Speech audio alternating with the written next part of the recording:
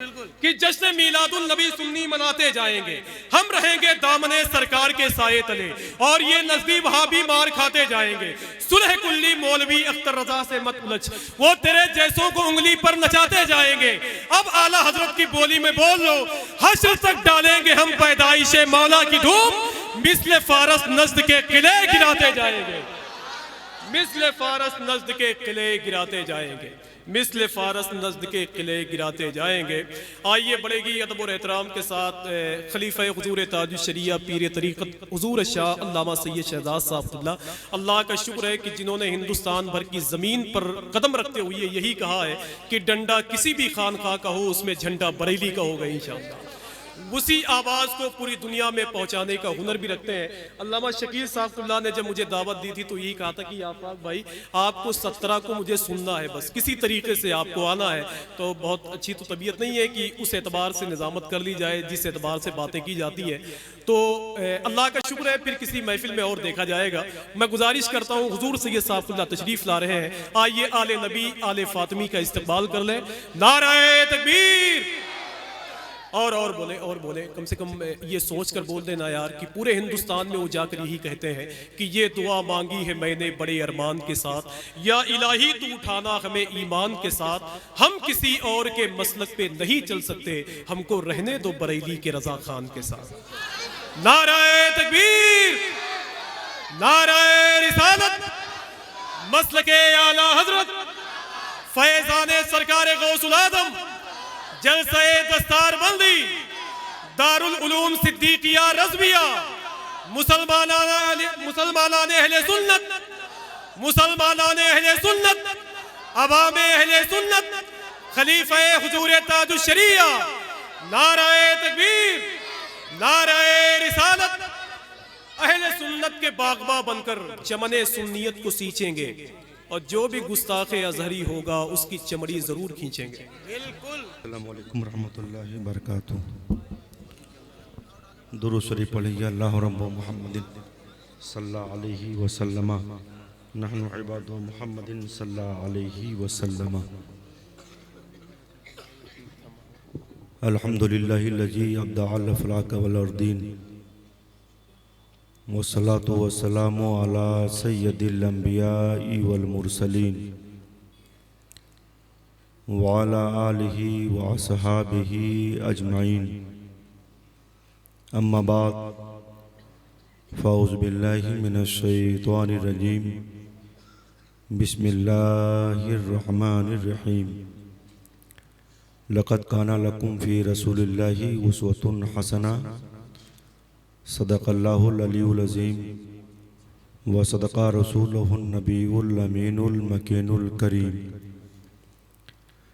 یا خدا از بہر جناب مصطفیٰ امداد کن، یا خدا از بہر جناب مصطفیٰ امداد کن، یا رسول اللہ از بہر خدا امداد کن، یا شفیع المجنبی یا رحمت للعالمین، یا امان الخائفین یا ملتجا امداد کن، یا شہید کربلا یا دافع کرب و بلا،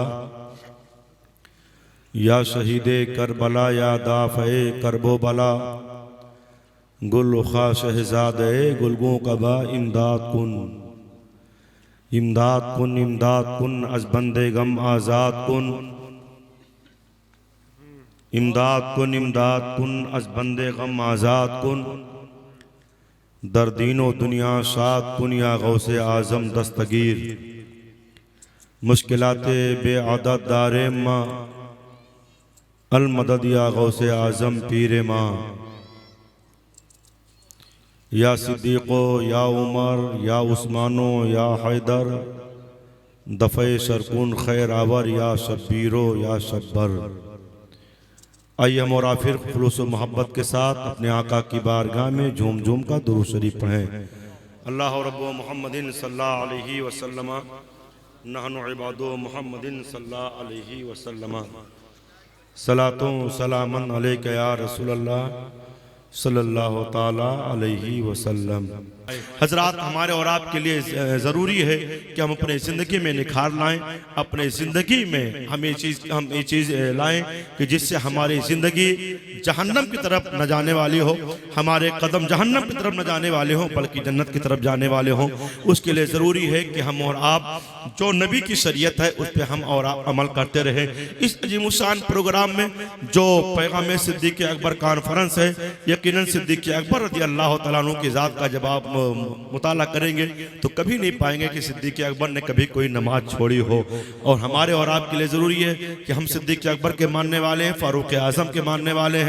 ارے ان کے نیکیوں کا تو عالم یہ تھا کہ ابھی مفتی ساجد الرحمان صاحب نے بتایا کہ عمر فاروق کی نیکیاں ستاروں کے مانند اور صدیق اکبر کی نیکیاں، عمر کی ساری نیکیاں صدیق کے ایک نیکی کے برابر ہے۔ وہ صدیق اکبر کی ذات ہے۔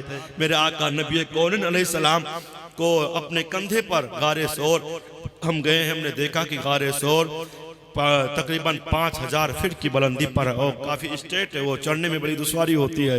آج بھی چڑھنا بڑا مشکل ہوتا ہے، لیکن جب غار ثور پر پہنچو تو وہاں صدیق اکبر کی قربانی یاد آ جاتی ہے، صدیق اکبر کی جانثاری یاد آ جاتی ہے۔ صدیق اکبر نے کہا تھا یا رسول اللہ پہاڑی پہ چڑھنا بڑا مشکل ہے، اے میرے آقا آپ میرے کندھے پہ تشریف فرما ہو جائیں، میں آپ کو لے کر اوپر چلتا ہوں۔ اے مسلمانوں، صدیق اکبر رضی اللہ تعالیٰ عنہ کی محبت دیکھو۔ صدیق اکبر رضی اللہ تعالیٰ عنہ نے اپنے کندھے پر میرے آقا کو بٹھایا ہے، لیکن ایک لمحے کے لیے یہی آپ ٹھہریے اور ذرا غور کیجئے کہ صدیق اکبر کا مقام کیا ہے۔ صدیق اکبر رضی اللہ تعالیٰ عنہ نے عرض کیا یا رسول اللہ میرے کندھے پہ آپ تشریف فرما ہو جائیں اور ہم آپ کو پہاڑی پر لے کر چلتے ہیں، لیکن آپ تھوڑا ماضی میں جائیے، پیچھے جائیے۔ جب فتح مکہ کا دن آیا اور فتح مکہ ہوا تو میرے آقا نبی کونین خانہ کعبہ میں تشریف لے گئے۔ خانہ کعبہ میں کئی سو بت رکھے ہوئے تھے، میرے آقا نے سب کو ہٹایا۔ ایک بت تھوڑا بلندی پر تھا، اونچائی پر تھا۔ میرے آقا نبی کونین علیہ السلام مولا علی ساتھ میں ہیں۔ مولا علی نے کہا یا رسول اللہ یہ بت تھوڑا بلندی پر ہے، تو کہا کہ اے علی تھوڑا قریب آ جاؤ۔ علی قریب آئے، میرے آقا سے مولا علی نے عرض کیا یا رسول اللہ آپ میرے کندھے پہ تشریف فرما ہو جائیں، میں اٹھا لوں بلند کر دوں، آپ اس بت کو نیچے اتار دیں۔ تو میرے آقا نے فرمایا تھا اے علی بار نبوت تم اٹھا نہیں پاؤ گے، برداشت نہیں کر پاؤ گے۔ اے علی تم مجھے برداشت نہیں کر پاؤ گے، تم آؤ میرے کندھے پہ آ جاؤ اور میں تمہیں بلند کرتا ہوں اور اس کے بعد تم اسے اٹھا کے نیچے کر دو۔ ایسے موقع پر میرے آقا نبی کونین نے علی کو بلند کیا ہے، مولا علی کو بلند کیا، اپنے کندھے پہ لیا، اور جب مولا علی کو بلند کیا اس بت کو نیچے گرائے تو کہا علی کہاں تک پہنچے؟ کہا یا رسول اللہ اگر آپ کہیں تو عرش کے کھمبے کو نیچے لا کر دیں۔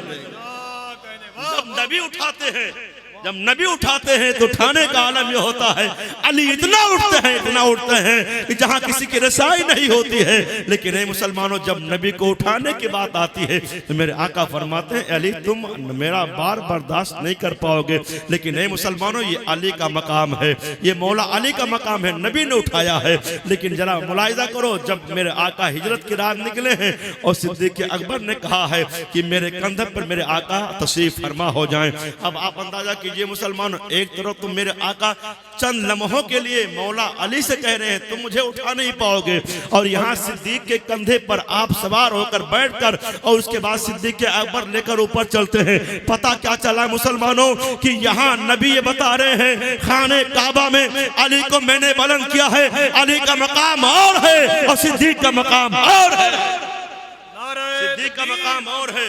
نعرہ رسالت، عظمت صدیق اکبر، مسلک اعلیٰ حضرت۔ میں نے دیکھا غار ثور میں پہاڑی ہے، جو لوگ گئے ہیں وہاں اوپر جانتے ہیں میرے آقا نبی کونین سے پہلے سرکار صدیق اکبر پہنچے تھے۔ یا رسول اللہ میں جاتا ہوں اور دیکھتا ہوں اس میں اندر ایک کھو ہے، اس کے اندر بہت پرانا کھو، اس میں پتہ نہیں کوئی ان سے موجی جانور ہوں، میں ذرا صاف کر دوں۔ آپ گئے صاف کیے اور اس کے بعد دیکھا اس میں کئی سوراخ ہیں۔ صدیق اکبر نے اپنے امامے کے کپڑے کو پھاڑ کر ایک ایک سوراخ کو بند کر دیا اور اس کے بعد سارے کپڑے ختم ہو گئے، ایک سوراخ باقی رہ گیا۔ آپ اندازہ کیجئے مسلمانوں جب سارے سوراخ بند ہو گئے تو ایک میں کپڑا کیوں کم پڑ گیا؟ اس لیے وہاں ایک عاشق زار اور رہتا تھا، اس نے سن رکھا تھا کہ ایک وقت ایسا آئے گا کہ اس کھو میں اسی غار میں پیغمبر نبی آخرالزماں تشریف لائیں گے تو وہ بہت پرانا سانپ تھا. پرانا جب کوئی سانپ 500 سال کا ہوتا ہے تو اس کے سر پر اگاتے ہیں, اور جب کوئی 500 سال سے زیادہ ہوتا ہے تو وہ سانپ گنجا ہو جاتا ہے. کہا گیا جہنم میں کچھ ایسے بھی گناہگار ہوں گے جن کے لیے گنجے سانپ مسلط کیے جائیں گے. تو وہ گنجا سانپ تھا اور وہاں وہ اس انتظار میں تھا. اس نے سن رکھا تھا کہ نبی کونین کی آمد ہوگی, تو اس نے کئی سوراخ بنا رکھے تھے کہ جب نبی کی آمد ہوگی تو میں جہاں سے چاہوں گا اس سوراخ سے جا کر نبی کا دیدار کر لوں گا. اب تو عاشقوں کا معاملہ ہے. صدیق اکبر نے سارے سوراخ بند کر دیے ہیں. نبی کونین سے عرض کیا یا رسول اللہ اندر تشریف لائیے. سارے سوراخ ہم نے بند کر دیے ہیں, میرے آقا تشریف لائے. لیکن صدیق اکبر ایک سوراخ میں کپڑا کم پڑ گیا تھا, اپنے انگوٹھے سے اس سوراخ کو بند کیے ہوئے ہیں. میرے آقا نبی کونین تشریف لائے ہیں اور میرے آقا زانوے صدیق اکبر پہ تشریف فرما ہے. ادھر سانپ سارے سوراخ سے نکلنا چاہا ہے, کیونکہ میرے آقا نبی کونین کی شان تھی, ان کے اوصاف حمیدہ میں سے تھا کہ میرے آقا جہاں سے گزرتے تھے وہ گلیاں مہکتی تھی. جہاں تشریف فرما ہوتے تھے وہ جگہ معطر اور مسکبار ہو جایا کرتی تھی, تو وہ جگہ مہک رہی ہے. سانپ بھی جان گیا کہ نبی کونین کی آمد ہوئی ہے. اس نے نکل کر دیدار کرنا چاہا تھا. جب اس نے اپنے سوراخ سے نکلنا چاہا تو کیا دیکھا سارے سوراخ بند ہیں. آخر وجہ کیا ہے کہ میں نے اتنے سوراخ بنا رکھے تھے لیکن آج سارے سوراخ بند ہیں. تو ایک دیوانے نے جواب دیا تھا کہ میں اپنے عاشق معشوق کے لیے سارے سوراخ کو بند کر رکھا ہے تاکہ کوئی مجھے جانور تکلیف نہ پہنچائے. میرے آقا تشریف فرما ہے. آخر میں اسی سوراخ پہ آتا ہے جس سوراخ پہ مولا سرکار صدیق اکبر نے اپنے انگوٹھے کو لگا رکھا تھا. اس نے تو ایک بار اپنے سر کے اپنے دم سے مارا, لیکن صدیق اکبر نے اتنے تیزی کے ساتھ اس کو بند کر لیا کہیں ایسا نہ ہو کہ باہر نکلے.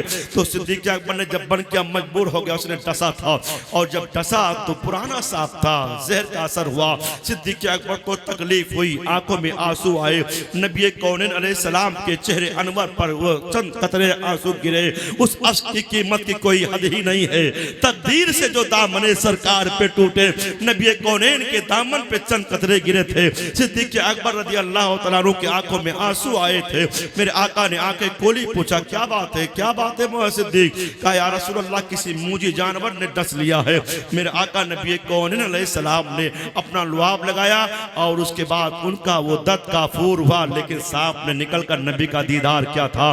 تو بتانے کا مقصد یہ مسلمانوں کی صدیق اکبر کی جانی ساری کا عالم یہ ہے کہ میرے نبی میرے آقا خود فرماتے ہیں کہ سب کے میرے اوپر بڑے احسان ہیں, لیکن میرا احسان وہ سب احسان میں نے چکتا کر دیے ہیں, لیکن صدیق کا میرے اوپر اتنا احسان ہے کہ کل میدان محشر میں اس کا بدلہ میرا پروردگار عطا فرمائے گا.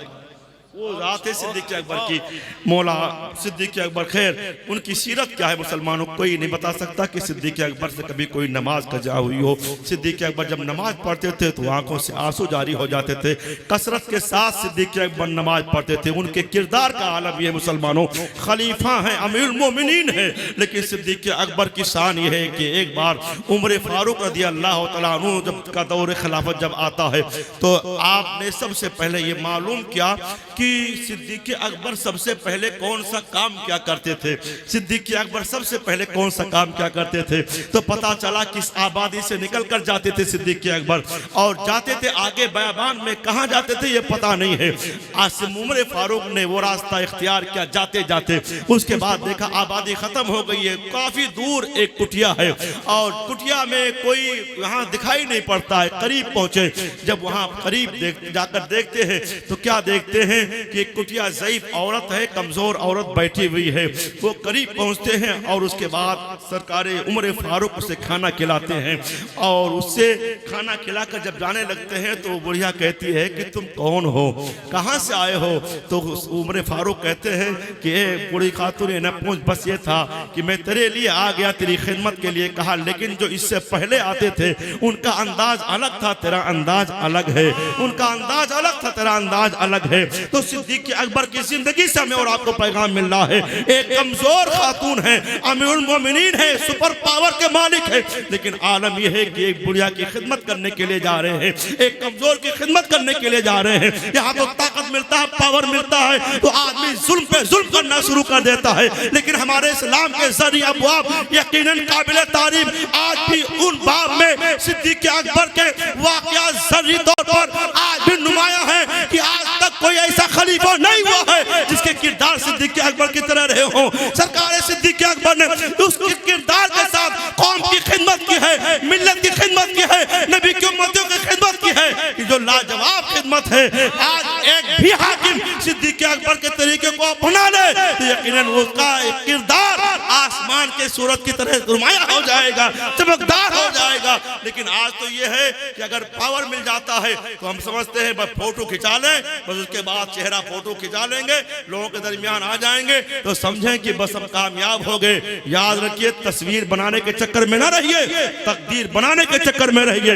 اس لیے ہمارے اعمال بہت خراب ہوتے جا رہے ہیں. ہم صرف سیلفی اور موبائل کے چکر میں پڑ کر, اور یہ اتنا بڑا دھوکے باز موبائل ہے کہ اگر آدمی کالا رہتا ہے تو اسے گورا دکھا دیتا ہے, اگر آدمی سانولا رہتا ہے تو اسے بڑا خوبصورت دکھا دیتا ہے, آدمی کے اگر صحیح چہرے میں اگر کوئی داغ بھی ہو تو اس کو صحیح دکھا دیتا ہے. یہ دھوکے باز ہے. اس دھوکے باز کے چکر میں نہ آؤ مسلمانوں. اپنے چہرے کو اگر چمکدار بنانا ہے تو آپ صبح شام وضو کرتے رہو, ہر نماز کے لیے وضو کرو. فرمایا کہ جو نماز کے لیے ہر نماز کے لیے وضو کرے گا اللہ اس کے چہرے میں نور عطا فرما دے گا, اس کا چہرہ روشن ہو جائے گا. اپنے چہرے کو روشن بنانا چاہتے ہو تو یاد رکھو کوئی مادی طاقت سے نہ کرو بلکہ نماز کے پابند ہو جاؤ مسلمانوں. اور نماز وہ چیز ہے کہ ہمارا اور آپ کے لیے ہر پریشانی کوئی بھی تکلیف ہو, اگر نماز کے ہم پابند ہیں, اگر ہم شریعت کے پابند ہیں تو ہمارے لیے سب چیزیں آسان ہو جاتی ہیں. ایک واقعہ بیان کریں گے, اپنی ہم بات ختم کریں گے, اس لیے کہ خطیب خصوصی کی آمد ہو چکی ہے اور دستار بندی کا روح پرور منظر بھی آپ کے نگاہوں کے سامنے آنے والا ہے. تو کہتے ہیں کہ ایک بار نیشا پور میں ایک آدمی لوہار, جس لوہے کا کام جو کرتا ہے, گیا تجارت کے لیے. وہاں کے خلیفہ ہیں, گورنر ہیں عبداللہ طاہر. کہتے ہیں عبداللہ طاہر کے دور میں وہ آدمی گیا, کاروبار کیا, کافی منافع کمایا, کافی نفع کمایا, اور وہاں نفع کما کر جب وہ سوچا کہ لاؤ چلے اپنے اب گھر چلتے ہیں, بال بچوں کے درمیان چلتے ہیں, وہاں سے نکلنے کا ارادہ کیا تو سوچا صبح ہو, ٹھنڈے ٹھنڈے میں نکلیں گے. ادھر جب وہ صبح نکلا تو وہاں ایک جگہ چوری ہوئی تھی, اس میں 4 لوگ تھے, چاروں گرفتار ہوئے. اتفاق کے بعد ایک آدمی چپکے سے نکل گیا. پولیس والے پریشان تھے کہ اگر ہم نے صبح تک چوتھے آدمی کو نہ پکڑا تو گورنر ہم پہ خفا ہوگا.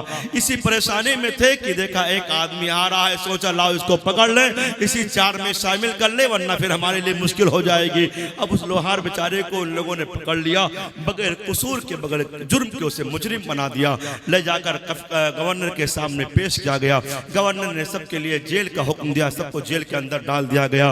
اب جو آدمی لوہار تھا, گھر جانے کی آرزو ہوتی ہے. آپ تو باہر سے آئے ہو لگ بھگ سبھی لوگ, اور ذریعے معاش کے لیے آئے ہو. آپ جب گھر جاتے ہو تو کتنی تمنائیں ہوتی ہے, آرزو ہوتی ہے, دل کرتا کتنے جلدی اپنے گھر ہم پہنچ جائیں. اب اس آدمی کو گھر جانے کی تمنا تھی. وہ سوچا تھا کہ گھر جا کر بچوں کے درمیان میں نے بہت منافع کمایا ہے اور سب سامان خرید کر لے کر جا رہا تھا. یہ سوچ اس کے آرزو تھی, تمنا تھی کہ جلدی ہم پہنچے. لیکن اتفاق سوئے اتفاق کہ وہ جیل کے اندر ڈال دیا گیا.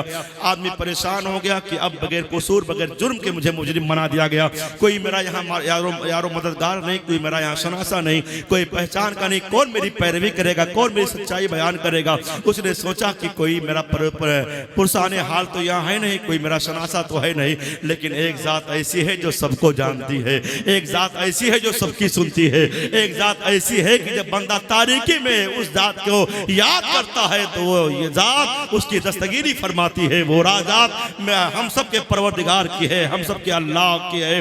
کہتے ہیں اس آدمی نے سوچا کیوں نہ ہو اپنے اللہ کی طرف رجوع کرے, اپنے پروردگار سے مانگے, اپنی رہائی کی گہار لگائیں. یہ سوچتے اس نے مصلی بچھا دیا ہے, نماز پہ نماز پڑھتا جا رہا ہے, اور اس کے بعد اپنے ہاتھوں کو اٹھایا, میرے پروردگار اس دیار میں میرا کوئی پرسان حال نہیں, میرا کوئی شناسہ نہیں. اے میرے پروردگار تو ہی کرم فرما دے, اے رحیم پروردگار تو ہی میرے اوپر رحم فرما دے. کہتے ہیں کہ وہ رب کی بارگاہ میں دعائیں مانگ رہا ہے, دعائیں مانگتا جا رہا ہے. ایک شب گزری, دوسری شب آنے والی ہے. لیکن اسی رات خلیفہ نے کیا دیکھا, خواب میں دیکھتا ہے کہ میں تخت پر بیٹھا ہوا ہوں اور 4 نورانی شکل کے لوگ آئے ہیں, میرے تخت کو اٹھا کے پلٹ دیے ہیں. اب یہ پریشان ہوا. اس طرح ایک رات میں اس نے 7 بار خواب دیکھا. جب 7 بار خواب دیکھا تو پریشان ہو گیا. وہ سمجھ گیا کہ جو میرے تخت کو پلٹا جا رہا ہے یہ کوئی غیبی کوئی हमारे ऊपर कहर डाला जा रहा है, कोई ना कोई हमारे इस गवर्नर बादशाहत में कोई ना कोई हमारी रियाया में ऐसा है जिसके ऊपर नाहक जुल्म किया गया है, वो कोई मजलूम है। उसने ऐलान करा दिया, सुबह होते ही ऐलान कराया, कौन देखा जाए कौन है जिसके ऊपर जुल्म किया गया हो, कौन है बगैर जुर्म के उसको मुजरिम बनाया गया हो। जब चारों तरफ लोग गए तो पता चला कि कोई ऐसा आदमी नहीं मिल रहा है कि जो आदमी मुजरिम के जुर्म ना किया हो मुजरिम बना दिया गया हो। यहाँ तक कि एक एक आदमी से पूछा जा रहा है। उसने कहा जेल खाने के अंदर देखा जाए। जब जेल खाने के अंदर गए लोग तो वहाँ भी देखा गया कि वो 4 आदमी जो चोरी किए थे मुजरिम हैं। सारे लोग उसमें जो भी जुर्म करने वाले हैं सब मुजरिमीन ही उसमें मुजरिम हैं। अब आकर खलीफा को लोगों ने बताया कि उसमें सारे लोग मुजरिम हैं, लेकिन जेलर ने आकर कहा ए खलीफा सारे मुजरिम तो हैं, लेकिन एक मुजरिम ऐसा है कि जब रात में हम लोग सो रहे थे तो रब की बारगाह में इस तरह गिरिया उजारी कर रहा था कि उसके रोने की आवाज़ सुनकर हम लोगों को नींद नहीं आई। हम लोग तड़प गए, तड़पते रहे। वो इस तरह रब की बारगाह में दुआएं मांग रहा था, रो रहा था। ए बादशाह सलामत जरा उसके हाल को देखा जाए। बादशाह ने तलब किया। जब तलब किया लोहार को तो उस लोहार ने सारी बातें बताई। मैं बेकसूर हूँ बादशाह सलामत गवर्नर साहब, लेकिन बात यह है कि मैं जा रहा था, इन लोगों ने गिरफ्तार कर लिया। खैर माफी तलाफी वही। बादशाह ने कहा मुझसे गलती हुई। जो भी सिपाही पुलिस वाले थे सबको कहा इनको कैद खाने के अंदर डाला जाए। एक बेकसूर को इन लोगों ने मुजरिम बनाया है। ए मुसलमानों, यहाँ तो पुलिस वालों का आलम ये होता है कि अगर वो मुजरिम जो जुर्म ना किए रहे बेकसूर को मुजरिम बना दे तो उन्हें इनाम दिया जाता है और कहा जाता है इतने बड़ा काम किया है। लेकिन हमारे इस्लाम का वो कैरेक्टर और किरदार देखो मुसलमानों कि हमारे इस्लाम में जो सही है उसे सही कहा जाता है और जो गलत है उसे गलत कहा जाता है। जो सही मानों में मुजरिम है उस जुर्म किया है उसी को मुजरिम कहा जाता है और जो बेकसूर है उसे रिहा किया जाता है, उससे माफी मांगी जाती है। गवर्नर है, गवर्नर ने कदमों में जाकर कहा था कि ए लोहार यकीनन तेरे साथ नाइंसाफी हुई है। एक गवर्नर होने की हैसियत से मैं तुझसे माफी मांगता हूँ, अपनी गलतियों को इतराफ करता हूँ। उसने आंखों में आंसू लाकर कहा था कि ए गवर्नर ऐसी कोई बात नहीं है, आप परेशान ना होइए। लेकिन उस गवर्नर ने कहा चूंकि आपके साथ जुल्म हुआ है इसलिए हम चाहते हैं आपको 400 दीनार दिए जाएं। 400 दीनार दिया जाता है और उसके बाद कहा वो गवर्नर फिर कहता है ये 400 दीनार आपको इस एवज दिए जा रहे हैं कि मैंने आपके साथ नाइंसाफी हुई है, ये आपके बच्चों के लिए है, बच्चों के पास जाने में ताखिर हुई है। ये 400 दीनार आप और लीजिए और याद रखिए लोहार अगर आपको कोई परेशानी हो तो आपके लिए हमारा दरवाजा खुला हुआ है और जब भी कोई जरूरत होगी तो मेरे पास आ जाइएगा, हम आपको माला माल कर देंगे। तो उस लोहार ने कहा था बस यही बात बताने के लिए मैं आपके दरमियान ये वाक़या बयान किया हूँ। उसने एक जुमला इस्तेमाल किया था मुसलमानों, उसने 400 दीनार लेते जो तो उन्होंने नजाने के तौर पर दिया था और 400 दीनार जो जुर्म के पादाशी गलती के पादाशी में उन्होंने 400 दीनार दिए थे। लेकिन एक जो और उन्होंने कहा कि कभी भी अगर कोई तुम्हें परेशानी होगी तो मेरा दरवाजा तुम्हारे लिए खुला हुआ है। तो उसने अपने आंखों में आंसू लाकर कहा था ए बादशाह ये आपकी जो तीसरी शर्त है ना, ये तीसरी बात ये हम कबूल नहीं करते हैं। कहा क्यों नहीं कबूल करते हो? तो यकीनन ये हम गवर्नर हैं और हमारा दरवाजा तुम्हारे लिए खुला रहेगा किसी परेशानी के मौके पर। तो कहा ए बादशाह ए गवर्नर हम आपके दरवाजे को क्यों खटखटाएंगे, आपके दरवाजे पे क्यों आएंगे? हम उस रब करीम की बारगाह में अर्ज करेंगे जिस अल्लाह ने मेरे गिरिया उजारी को सुनकर तेरे तख्त को रात में एक रात में 7 बार पलटा है, उस अल्लाह की बारगाह में क्यों ना मैं अरीजा पेश करूंगा। ए बादशाह ए गवर्नर मैं तुझसे कुछ कहने नहीं आऊंगा, ये शर्त मुझे कबूल नहीं है। तो मुसलमानों मालूम में हुआ अगर अल्लाह राजी हो जाए, अगर हम अल्लाह को राजी कर ले तो अल्लाह करीम हर जगह हमारी दस्तगीरी फरमाएगा। इसीलिए तो कहने वाले ने कहा है तारीफ तो जब है कि खुदा हश्र में कह दे ये बंदा दो आलम से खफा मेरे लिए है। ए मुसलमानों हमारे और आपके लिए जरूरी है कि हम और आप अपनी जिंदगी में वो चीजें लाएं जिससे हमारा अल्लाह राजी हो, उसके रसूल राजी हो। तारीफ तो जब है कि खुदा हश्र में कह दे ये बंदा दो आलम से खफा मेरे लिए है।